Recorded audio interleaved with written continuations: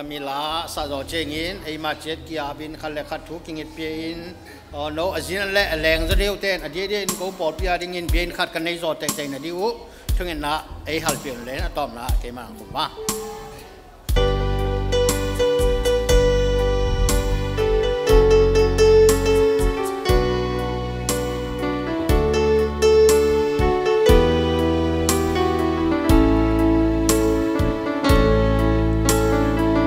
Pilman hong ton piletin kay sang apil zo mi tampi ome Kasiaman hong ton piletin kay sang asiam zo mi tampi ome Mi te muna za ta ching lo kay lel tau ba Kalu sa chao niyo kahay nong ginlesa Kapilay kapilman hong ton piletin Kapilman hong ton piletin Kaysa nga pilso ni tampi ome Kasyaman hong ton piletin Kaysa nga siyam so mi tampi ome Te muna sa ta ching lo kay lel tau pa nung sa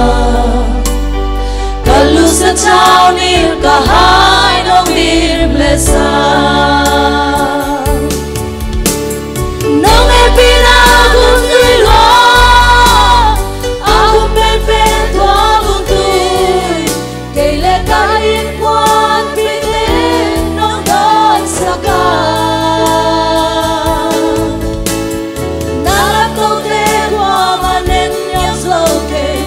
Panpite kwa malang pang solo Nong inatate na may malong asa Kahaw man hong ton piletin Kaysa mahoy so mi tampi ome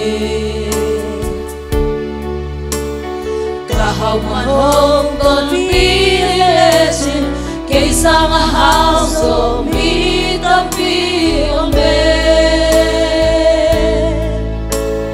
Mi te muna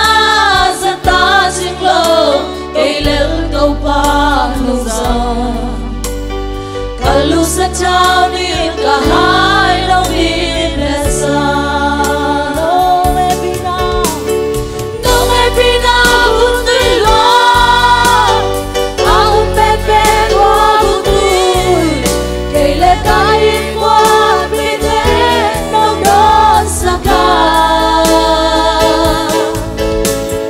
Nalaptaw te kwa manen niyang soke Napan pite kwa malang pang solo Nong inatate na may manong dosa Nong e pinakong tuilo Akong pepe Kain kwa pite nong doon sa ka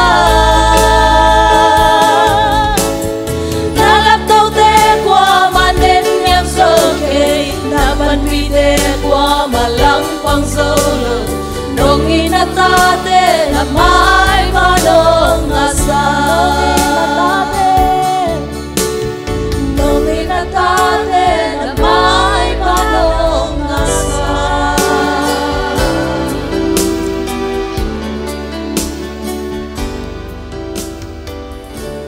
Chết cái cầu nào này chết vai